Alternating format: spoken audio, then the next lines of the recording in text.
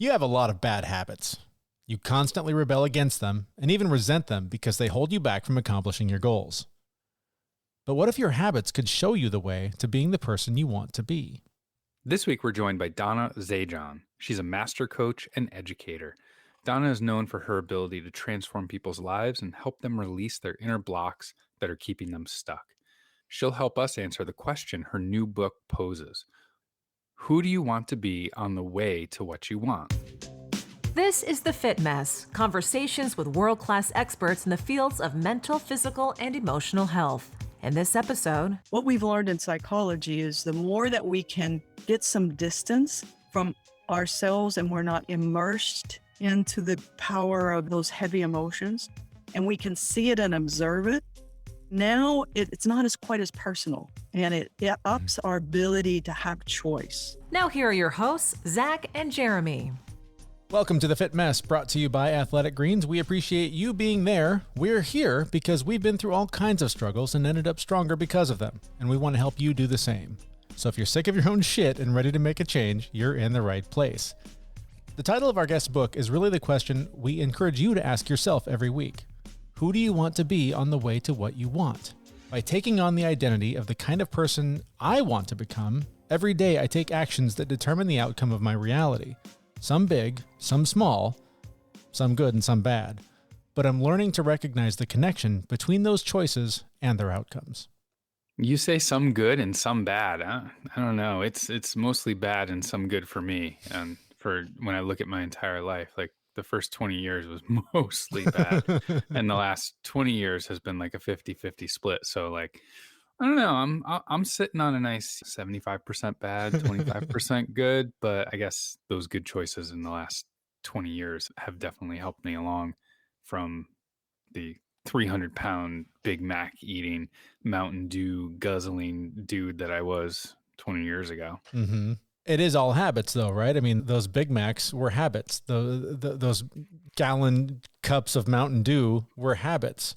And along the way, you figured out these are not serving me. These are not serving the life I'm trying to create or who I want to become. I need to put these down and trade them in for running a few laps around the track. Absolutely. But it was like we talk about all the time. It was a bunch of little choices. Like it didn't all happen at once. And it was quitting smoking. That was not a little thing. That was a pretty big thing. Mm-hmm. But it was one thing. Yeah. And then it was not eating a bucket full of chicken nuggets for dinner or something. It was a bunch of little things, and none of it happened overnight. The point we try and make all the time is like, you said some big and some small. Yeah, there's some big and some small, but one at a time. One, maybe two small ones or one big one. And it takes a lot of time. It literally took me 10 years to get from that guy to somebody who I could reasonably say is healthy mentally and physically. But I'll tell you what, one of the things that I did that really sped up that process was when I decided to start taking Athletic Greens. I started taking Athletic Greens because I really needed to have a supplement that tasted great, gave me all the things that I needed. And I didn't want to have to take 10 pills a day or spend all of my time cooking all the meals. I try and get my nutrients from food, but let's face it, we don't get everything we need every day from food. So Athletic Greens was a great solution for me. It tastes great, gives me everything I need for more energy, better gut health, optimized immune system. It has less than a gram of sugar, and there's no nasty chemicals or artificial anything, and it actually does taste good. And for what you get, it's less than $3 a day. And right now is the time to incorporate better health, and Athletic Greens is a perfect start.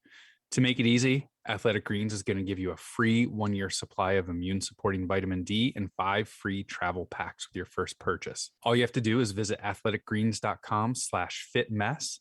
Again, that's athleticgreens.com/fitmess to take ownership over your health and pick up the ultimate daily nutritional insurance. All right, well, when you do finally get to the point where you know something needs to change, it does help to have a coach or someone who can help guide you on the right path. That's when you turn to someone like our guest. Donna Zajonc is the award-winning author of the book, Who Do You Want to Be on the Way to What You Want? And we asked her about that question that her book seeks to help you answer. The title is a little unusual in that, who do you want to be on the way to what you want? And right now, or at least for quite a while in The European, Northern America world, we're so focused on goals and getting what we want in life. And what now, especially with the great resignation and what's gone on in the last 2 years with the pandemic, people are really now talking more and wanting more around relationships. Who do they want to be on the way to what you're trying to get to what you want? So the book is a teaching story. It's a story. Name two characters or two women. One is a professional coach, coaching a very hard, difficult young woman who's a CEO. And it's a conversation about how do you learn to be with, as a coach, whether a professional coach or you might have a good friend that you're listening to and coaching. How do you really learn to be in that coaching relationship, to listen to someone who's not happy with who they are, but yet they had this deep yearning, they're wanting more. And so the title comes from, about the 10th chapter. I wrote this phrase that Sophia says to her client, after all, the bigger question is, who do you want to be on the way to who you want or what you want as a leader? So that's how it developed. And that's the title of the book. I personally love stories that teach you a lesson, right? You can learn if you're just reading like a reference book, but if you put it into story format, it's definitely really helpful. Was that always your plan, was to make this a story, or did you actually originally think about like just writing a reference book about some of these coaching strategies? Yeah, thanks, Zach. A good question. I always wanted a story. This is a third book in our leadership story series about coaching, about helping leaders, team members be their best. And we have gotten such positive feedback about how the story really captivates them. And what we know now from neuroscience is if a story, think about it, a great movie, a book, if it really creates some emotion, you remember that moment of that emotional sense. And our brains now have that capacity to remember. So I personally am very drawn to stories as a way to teach complex ideas, complex psychological ideas. That's really my mission in life, is to translate complex ideas to simple form so that they're widely available to people to apply in their own life. Yeah. So I always thought of a story was the way I wanted to share. I knew I wanted the two main characters to be women. Certainly there's men in the story, but I definitely wanted a more feminine approach to leadership and how we are our best selves right now. One of the ideas that you talk about in the book is the drama triangle. Can you give us sort of the overview of what that is and how that applies to what we're talking about? Jeremy, it's a big concept, part of the story. So in the late 60s, early 70s, Dr. Stephen Cartman named 3 basic roles that we human beings play when we're in conflict, when there's something we don't like. It could be conflict with ourselves, with a situation, with another person. And what he named is that one of the things we do is that we disengage and step back. And they say, oh, poor me, I never get what I want. Whether we're conscious of that inner chatter or not, that's how we take on a strategy to deal with conflict. And he named that role victim. You feel victim to the problem. And that's the second role. He called that the persecutor. Whatever we are saying persecutes us, and maybe another situation, a person, could be our own inner persecutor talking to us. And once those 2 roles are set up, then he says the third one enters, and that's the rescuer. Some people say the hero, but the rescuer doesn't like any of the conflict between the victim and the persecutor. So they want to be helpful, and they lean in and say, oh, let me help. If you'll do it this way, or let me do it, we can manage this conflict. So the brilliance of Dr. Cartman in naming those roles, some people call them archetypal roles, in that they're through all of our novels, our stories, our fairy tales, Greek mythology. He really did us a service to help us self-observe in any situation maybe we're uncomfortable with. Wow, which role did I just take on?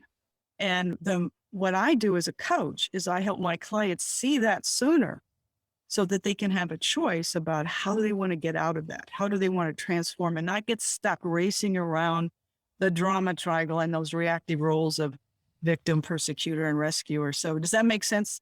to you, Jeremy? Do you hear yourself maybe taking on one of those roles sometimes? I dabble in all of them at different points with different things. One of the things that I think has been a big part of my life for a long time is the victim role.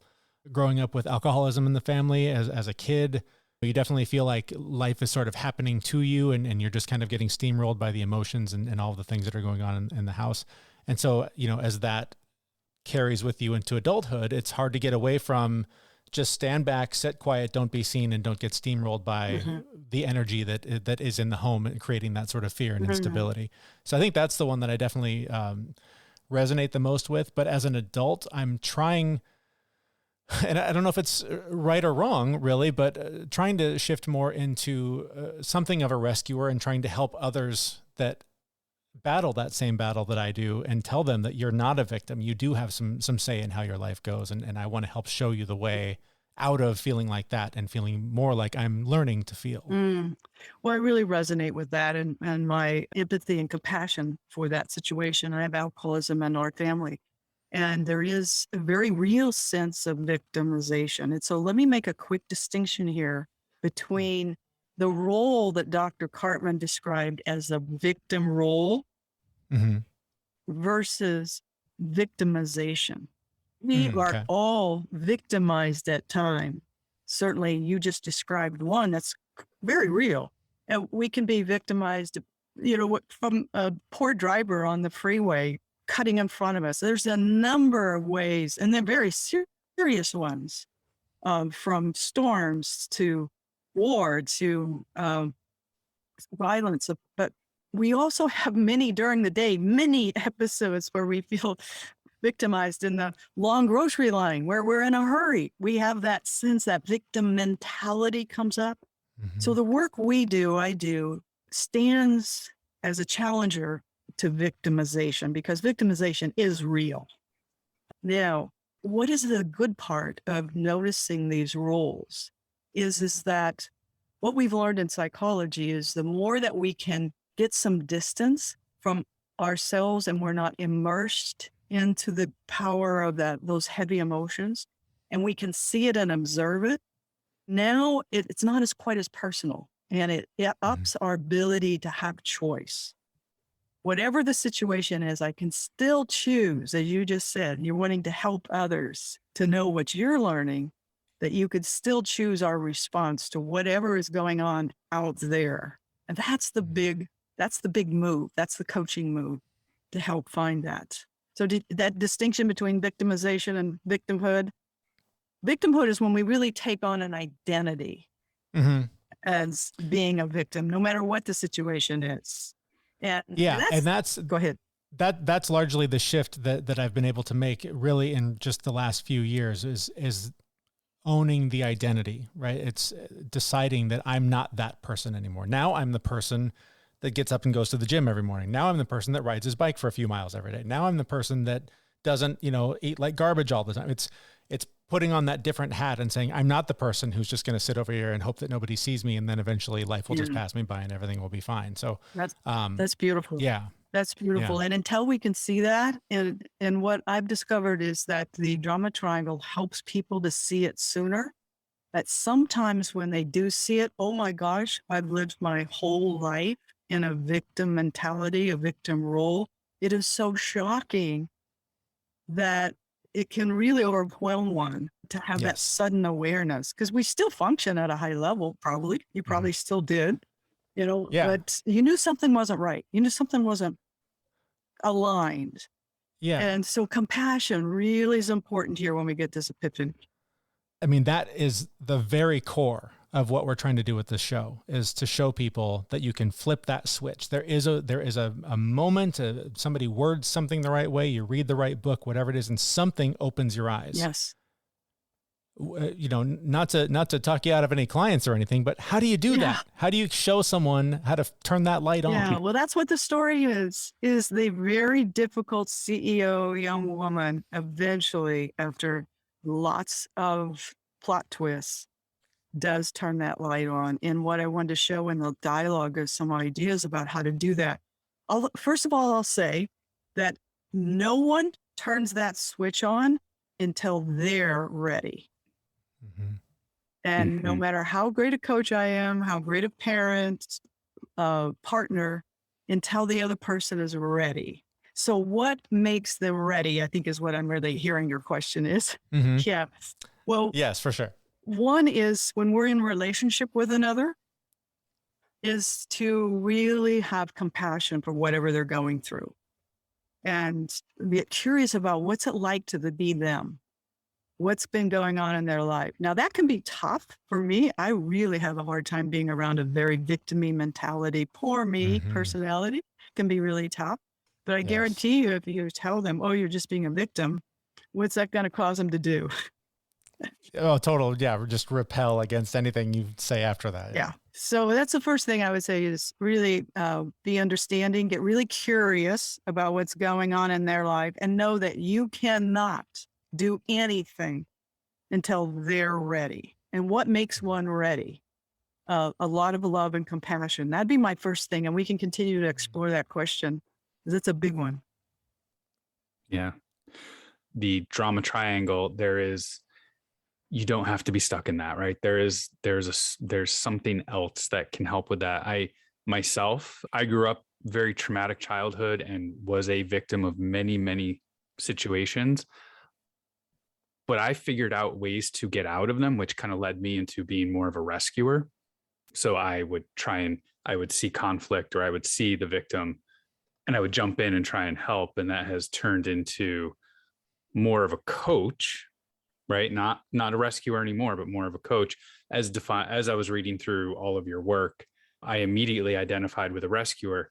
But then as I started reading about the empowerment dynamic and what a real coach is, I realized, hey, I turned the corner into that. So I'd love to hear you, talk about why we don't have to be a victim, a rescuer. Like, what's the alternative? Yeah, nice. And yeah, beautiful question. And love where you guys are going with all this. So what Dr. Cartman explained was our lesser part of us, our false part of us. That is how we manage our anxiety about something we don't like. And so those three strategies we all do. However, there is the better part of us. Since ancient times, it's been called the Christ consciousness, the Buddha consciousness, the higher self, know thyself. So what we have done is my business partner and I, David, have named the three roles that are what we call the antidotes to the three drama triangle roles. So the opposite of victim and our victim-y mindset is creator. We can create the life we want. And in fact, we have inside of us, not a role, we have a true essence in us that is based upon goodness, is based upon creativity and grow and continuous growing. There's no way we would be here at this stage in an evolutionary unfolding without that creator essence. So that's the positive aspect of us in response to the victim. The antidote to the persecutor is we learn to challenge ourselves. This is where we tell ourselves the truth that Jeremy, you referred to just a moment ago. When you got real with yourself about understanding that part of your victim mindset, you started realizing that there's a part of you that wants something. You tell yourself the truth and you have a will and you're constantly in a learning process. We call this the challenger. We challenge ourselves and we also are that person in the room where we challenge others. We're the truth teller in that we have a courageous authenticity. We've all been around these people that know how to speak without putting other people down, but they just seem to get right at the core, don't they? And they're powerful. We remember who those people are. It might have been a college professor. It might have been an uncle. Somebody really challenged us to step up because their intention was to bring the best in us. When we're in the persecutor role, our intention is to put down and criticize. So that's a quick look at the challenger role as an antidote to persecutors. So now what's the opposite of rescuer? Yeah, we call that the coach. And it doesn't have to be a professional coach. But when we're rescuing, we're stepping in and doing for others what they could do for themselves. And why do we do that? We do that because we want to be liked. We do that because we're conflict avoidant and we want to stop the conflict.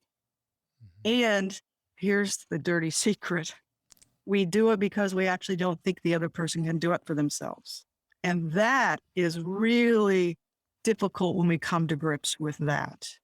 But when we coach, we actually really believe in the creator goodness in the other. And that's where we get curious, can support them, ask great questions, believe in them. And so that's the difference. It's a very important difference because in the rescue role, we can actually do harm in keeping the other person one down. I've even noticed at times, you guys, when I get stuck in the rescue role, I actually almost go looking for people to help because it makes me feel better. Do you all resonate with that one? Mm-hmm. Oh, definitely. Yeah. When you can focus on someone else's problems, yeah, it takes all the burden off of worrying about your own stuff for sure. Yeah.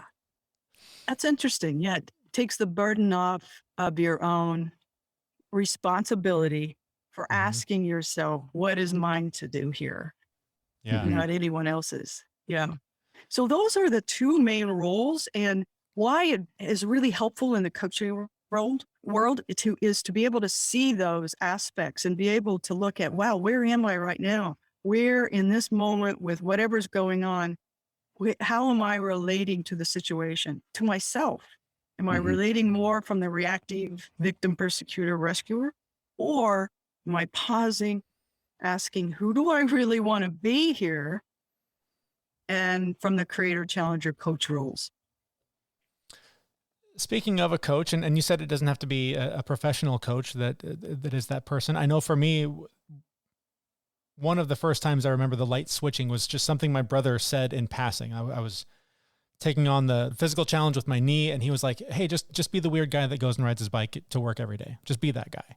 And I was like, I can do that. And I literally like that day owned that identity, and that's who I became. I bought a bike and I started being a bike commuter. He was an accidental coach in that moment when he just said this thing that he thought was silly. I've also had a therapist for many years who in many ways is my coach and helps guide me on different paths and figuring out who I am and what I want to be and all that. So who are the coaches in our lives? You said it doesn't have to be a professional, but can it be literally just anyone, any passing moment? Who are the coaches in our lives? Yeah, of course. That's a great example of an accidental coach, because you were ready to hear something. You were ready. And my hunch is you trusted your brother. That's a very key part. Yeah, that was a huge mistake. I should never trust my brother.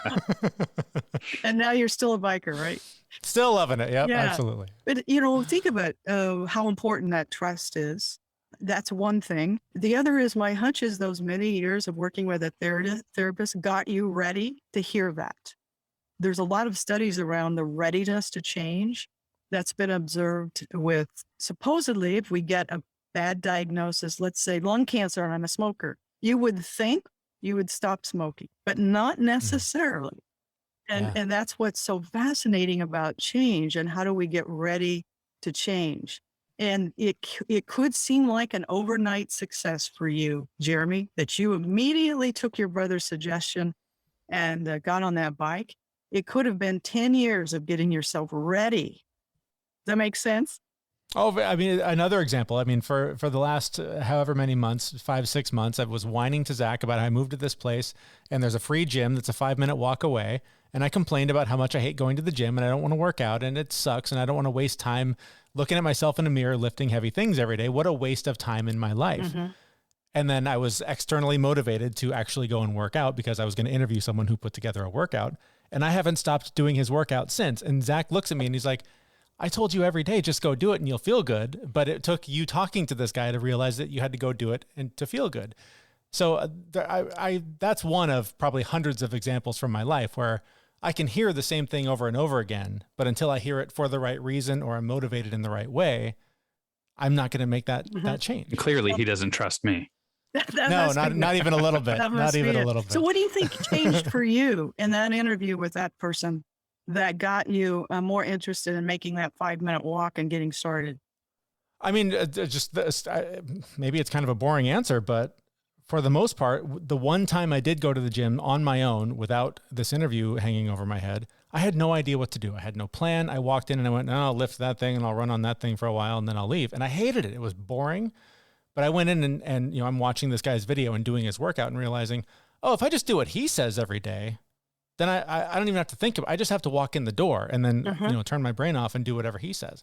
And within a few days, I felt so much better just from doing that I was like, this is ridiculous. Not like, this is so easy.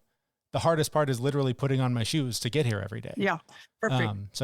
Yeah. So there's a couple of really key principles that just occurred in that conversation. First of all, you asked me, how does a coach do that?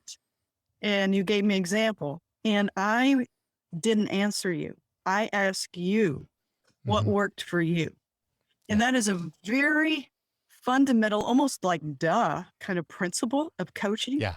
And yet we all like to be, especially in the Western world, we'd like to be experts. And so when somebody asks something, we tend to tell. And it is really a challenging habit to interrupt, to answer, and instead get really curious about what happened for you, Jeremy. Yeah. And you just told me what happened for you. That you needed some instructions in that case. So now as a coach, I would listen to that and I would talk with you about in what other areas in your life have you found success and some basic instructions. So are you getting my drift here on how the, totally. how you the coach? It reminds me of all of those scenes in shows and movies with the therapist. Well, how does that make you feel? I mean, literally putting the question back on the person makes them go inside and find the answer that's been there the whole time. Yeah, and therapy is so valuable. What I love about coaching is that then we build upon, and what difference does that make for you to get in action for what you want to create in your life? And there's a big principle that's in the book, and it's called baby steps. It's the theory of incremental learning. And especially in today's world, we just do not know how it's going to work because things change in so rapidly. So when I work with clients to not have to have it figured out, I really give them permission to have no idea how they're going to do it, but what's just one thing they could do to experiment. And they don't even have to do that. Just open their mind to a possibility, opens an energetic space in their mind and heart to get really curious about what do they care about. And so here's the principle again, is incremental learning based upon intrinsic motivation, that it comes from within. And so I'm listening very deeply with the language someone uses, what they tell me that they care about. And that's the opening to take just one step, learn, adjust. Oh, in 3 or 4 days, I felt better, Jeremy says. There you go. And those are some really basic, to become a professional coach, it's at least a year of education, training, experimenting that I've been studying and working for 20 years in the field of coaching and how to support someone to help them get the life. I know for me, I said earlier that I went from being a rescuer to a coach, and I still remember like the very first day where I had the moment where prior to it, I would jump in and I would say, I can do this faster. No point in showing you, I can just do it myself. And this is mostly at work, managing people. And then I'll never forget the day where somebody came in with a problem and I just sat there and I just kept asking questions. This was after reading some articles on like how to actually coach. And I kept asking questions that I knew the answer to, but I just posed 5, 6, 7 questions that were kind of open-ended and just watched them churn through it. And then they figured it out themselves and they walked out the door. Like that was a glorious moment for me. And now like, that's how I do everything. Like even if I know the answer, I try and let them come to that conclusion. And that has led me down the path of, I like coaching myself, but in everything that I do, I look for coaches. Nice. So I would love to hear you answer, like, does everyone need a coach? And if so, why do you think everyone should have a coach in one area or another in their lives? Yeah, beautiful. First, I would like to compliment you on the principle that you were actually deeply curious about how they were making meaning and discovering alternatives and positive ideas about how to address the problem they brought to you. There are many leaders internally start chattering to themselves about that other person, going, oh my God, he's in here again, wasting my time. If I tell him again, do you hear that chatter?